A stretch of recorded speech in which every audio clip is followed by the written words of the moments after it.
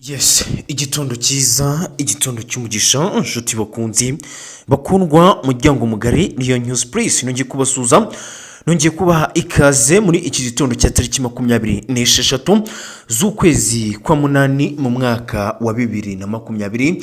Ndagarutse rero n'amakuru akomeye cyane. Aya makuru yacu turayahera muri Repubulika Iharanira Demokarasi ya Kongo, muri teritwari ya Uvira mu ntara ya Kivu y'Amajyepfo. Biravugwa yuko rero abarwanyi ba AFC M23 bamaze kwinjira muri uyu mujyi wa Goma, dore ko haje kumvikanamo urusaku rw'amasasu mu bice bigiye bitandukanye bigize uyu mujyi wa Uvira. Ibi bice turagenda tubigarukaho, turebere hamwe uko byifashe muri uyu mujyi wa Uvira, nk'uko amakuru aturukayo akomeje kugenda abitangaza, nk'uko societe civile yo ikomeje kugenda ibitangaza ati ni ibintu bikomeye cyane, ndetse bibiri kugenda birushaho kuba bibi cyane uko M23 irushaho kugenda isatira uyu mujyi wa kabiri w'intara ya Kivu y'Amajyepfo Uvira. Ibi turagenda tubigarukaho, muraza kunyemera kandi tunyarukire ku mirwano ikomeje gusakiranya abarwanyi ba M23 bashinjwa kuba bakorana n'igisirikare cy'igihugu cy'u Rwanda RDF. Ni imirwano ikomeje kubasakiranya mu gace k'Akabare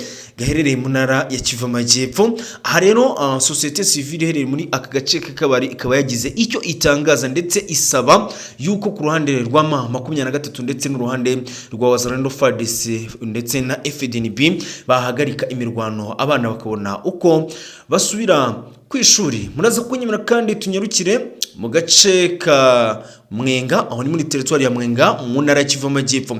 Nuko imirwano ikomeje kuba ikomeye cyane hagati y'abarwanyi ba AFC M23 ndetse n'igisirikare cya FARDC n'abafatanyabikorwa bacyo, nk'uko amakuru aturukayo abitangaza. Abarwanyi ba M23 bongeye gutana mu mitwe n'igisirikare cya Wazalendo, FARDC ndetse na FDNB muri aka gace ka Mwenga, nyuma y'uko M23 rero ikuwe mu bice bigiye bitandukanye muri iyi teritwari ya Mwenga. Byose tujye kugenda tubiva imuzi ni muzingo. Muri teritwari ya Uvira kandi umusirikare wa FARDC yarashwe arapfa nyuma y'uko hari hagaragaye imvururu hagati y'igisirikare cya FARDC ndetse na Wazalendo. Turagenda tubigarukaho, ese uyu musirikare yazize iki?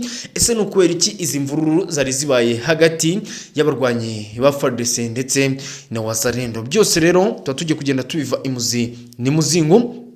Muraza kunyemera tunyarukire ku nkunga ikomeye cyane uwitwa Facibeto yamaze kumena mu gace ka Rubero muri teritwari ya Rubero mu ntara ya Kivu y'Amajyaruguru. Ni imbaraga za gisirikare ndetse ni imbunda ndetse n'abasirikare benshi cyane, special force yamaze kuba yakwisuka muri aka gace ka Rubero mu ntara ya Kivu y'Amajyaruguru. Societe civile mu gace ka Nyiragongo, aho ni mu mujyi wa Goma, iratangaza ko itewe impungenge n'abaturage bakomeje guhitanwa ubutita n'igisirikare cy'inyeshyamba zama 23 zibarizwa muri Repubulika Iharanira Demokarasi ya Kongo. Ni inyeshyamba rero zishinzwe kuba zikorana n'igihugu cy'u Rwanda mu kugaba ibitero bigiye bitandukanye mu burasirazuba bwa Repubulika Iharanira Demokarasi ya Kongo. Societe civile rero yagize icyo itangariza umuryango Human Rights Watch, ndetse societe civile komeza kugenda itabaza. Byose rero tujye kugenda tubiva imuzi ni muzingo. Ndagira ngo uzamure subscribe yawe niba ari ubwa mbere tubanye, niba atari ubwa mbere kora ku gipfunsi kireba mu kirere, like, share ndetse commentaire kugira ngo dukomeze kugenda tubana mu nkuru n'ibiganiro bikomeza kugenda bitambuka kuri Rio News please. Twihuze cyane rero, amakuru yacu turahera mu ntara ya Kivu y'Amajyepfo muri teritwari ya Uvira. Uvira rero irageramiwe mu buryo bukomeye cyane. Uvira ikomeje kugenda iba tombe kubumva kuri urwo rurimi, nuko mu rukerera rw'uyu munsi wa tariki 26 z'ukwezi kwa munani mu mwaka wa 2025, amakuru dukesha zimwe mu mboni dufite muri iyi teritwari ya Uvira mu ntara ya Kivu y'Amajyepfo, biravugwa yuko ibintu bikomeje kuba bibi mu mujyi wa Uvira, umurwa mukuru w'agateganyo w'intara ya Kivu y'Amajyepfo. Amakuru aturuka muri ako gace avuga ko muri uyu mujyi humvikanye urusaku rw'amasasu menshi, bituma haba ubwoba mu isoko ry'ubucuruzi rya Mulongwe riherereye muri iyi teritwari ya Uvira. Civile muri iyi teritwari ya Uvira mu ntara ya Kivu y'Amajyepfo iratangaza ko ibi byabaye ubwo hari gukurwa ikiriyo cy'uwahitanwe n'indege Colonel Patrick ku kibuga cy'indege cya Kisangani. Andi makuru rero umwe mu bahagarariye inyungu za gisirikare cya Wazalendo Kasimbira Makanaki yagize icyo abitangazaho. Yagize ati imbunda ziremereye n'izoroheje zumvikanye muri komine Murongwe muri teritwari ya Uvira mu gace ka Murongwe gahereye muri teritwari ya Uvira. Umuvugizi wa FARDC mu mikorere ya Sokora kabiri muri Sud Kivu cyangwa ntara ya Kivu Amajyepfo muri teritwari ya Uvira byimazeyo yagize icyo abitangazaho. Yatanze yuko ngo hagiye gukorwa isuzuma hakamenwa neza niba koko ari abarwanyi ba M23 bagaragaye muri aka gace ka Murongwe muri teritwari ya Uvira muri utu duce tugiye dutandukanye duherereye muri iyi teritwari, dore ko M23 shize iminsi itari mikeya bivugwa yuko yaba yamaze kugenda isatira uyu mujyi wa kabiri w'intara ya Kivu y'Amajyepfo. Nkuko rero umuvugizi w'igisirikare cya FARDC abitangaza, aravuga yuko iyi mirwano ndetse n'urusaku rw'amasasu rwumvikanye mu bice bigiye bitandukanye atari imurogwe gusa, ahubwo n'agace kitwa Kasega kaje kumvikanamo imirwano ndetse n'urusaku rw'imbunda.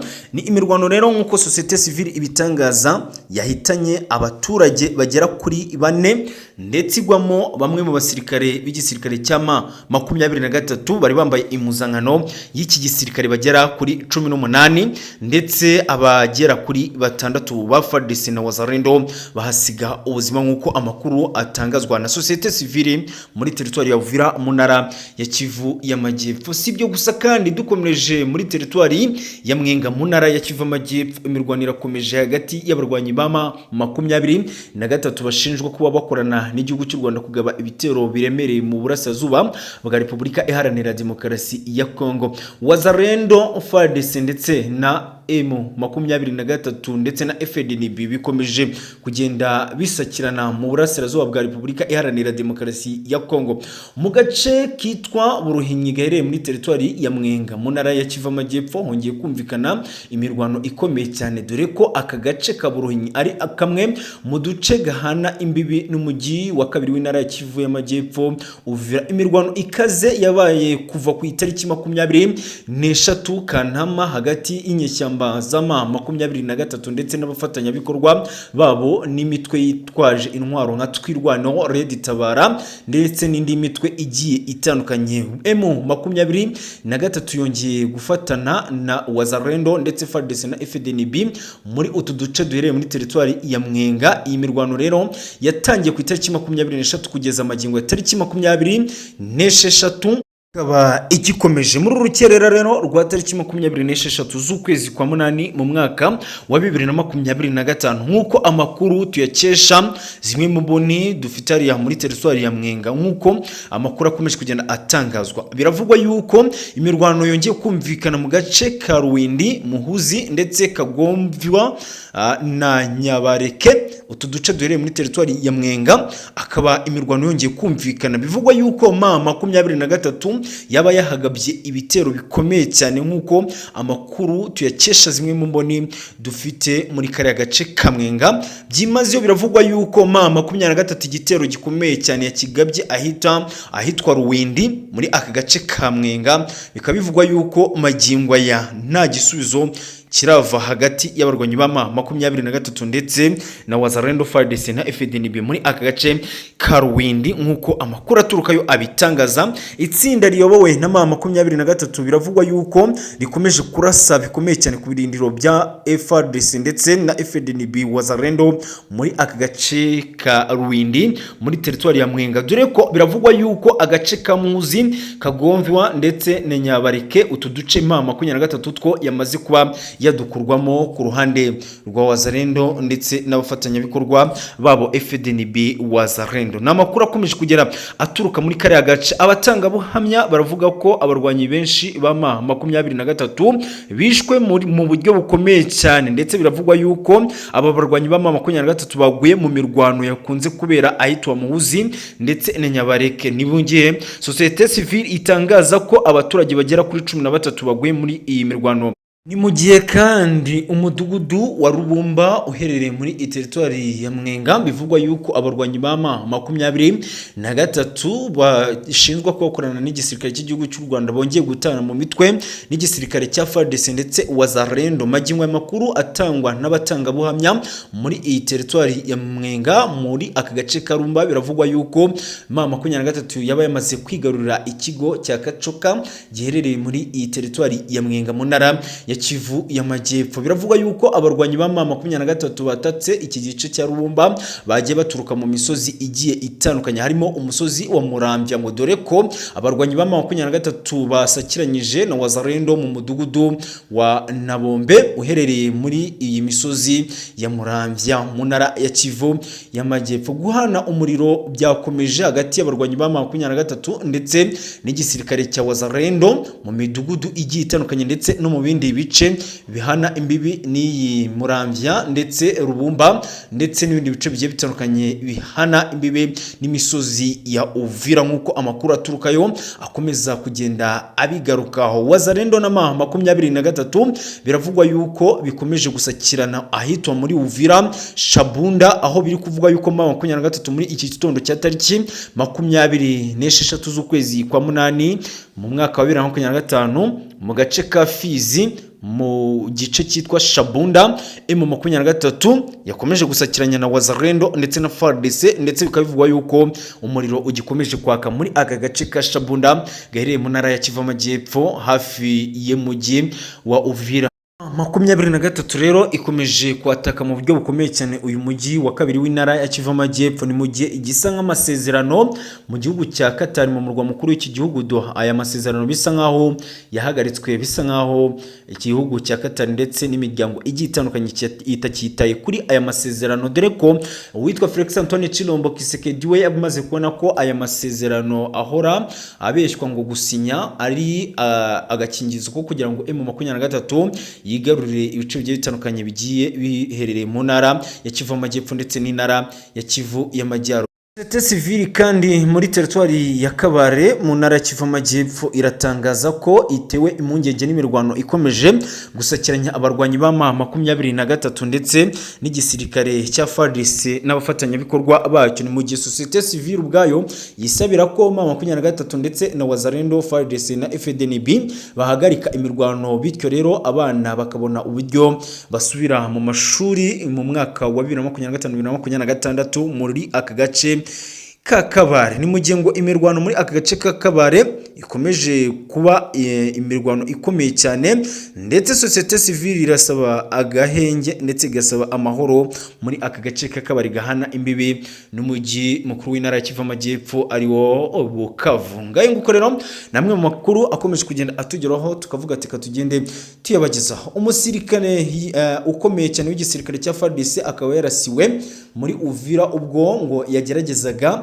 kugaragaza yuko ashyigikiye abarwanyi ba 23. Uyu rero akaba yaje kuraswa n'igisirikare cya Wazalendo muri iyi teritwari ya Uvira mu ntara ya Kivu y'Amajyepfo. Ni nyuma y'imirwano ikomeye cyane rimaje gusakiranya mama 23 ndetse n'igisirikare cya Wazalendo, FARDC na FDNB muri iyi teritwari ya Uvira. Uyu musirikare rero akaba yarashwe hagakomereka abaturage bagera kuri 4 ubwo yaraswaga, nyamara nuko Human Rights Watch itangaza ko uyu musirikare nta ruhare runini yarafite mu gutera inkunga nyeshyamba za 23 muri iyi teritwari ya Uvira. Umuvugizi mu bya gisirikare muri teritwari ya Uvira aravuga yuko bamwe mu basirikare ba FARDC bagiye batandukanye bakigaragaza yuko bifatanyije n'igisirikare cy'inyeshyamba za 23 ndetse ko ngo bamwe mu basirikare ba FARDC bakomeje kugambana kugira ngo binjize ibikoresho by'inyeshyamba za 23 muri teritwari ya Uvira. Bityo rero yakomeje kugenda avuga yuko atazigera aha agahenge na gake kubifuza kugaba umujyi mukuru w'intara Kivu y'Amajyepfo magingo ya ari wo Uvira. Ibi ni byakomeje kugenda bitangazwa Gongo rero yo biravugwa yuko M23 ikomeje guhohotera abaturage ubutitsa, ni mu gihe ngo abaturage bo muri aka gace ka Nyiragongo bakomeje gutwarwa ubuzima n'igisirikare cy'inyeshyamba za M23. M23 ngo iri gukora ngo iri barura rero ngo M23 nuko iri kubarura itwara bamwe mu baturage bita rero aba FDL ndetse n'abasirikare ba Wazalendo. M23 rero ngo ikaba ikomeje kugenda ibatwara gake gake, ni mu gihe societe civile itewe ngo impungenge n'ubwicanye bukomeje gukorwa n'izi nyeshyamba za M23 muri aka gace ka Nyiragongo gahereye mu ntara ya Kivu y'Amajyaruguru ahitwa Lubero, aho ni mu ntara ya Kivu y'Amajyaruguru. Faci Beton, perezida w'igihugu cya Repubulika Iharanira Demokarasi ya Kongo, akomeje kuharunda icyitwa igikoresho cya gisirikare ndetse n'abasirikare benshi bagiye bakomeye. Ni mu gihe muri uru rukerera rwa tariki 26 z'ukwezi kwa munani mu mwaka wa 2025 amakuru aturukayo atangaza ko aha hantu hongeye kumenwa umusada w'abasirikare bagera kuri 900 ndetse ni mu gihe biri kuvugwa yuko hamaze kumenwa ibikoresho bya gisirikare bigiye bikomeye. Ngaye nguko rero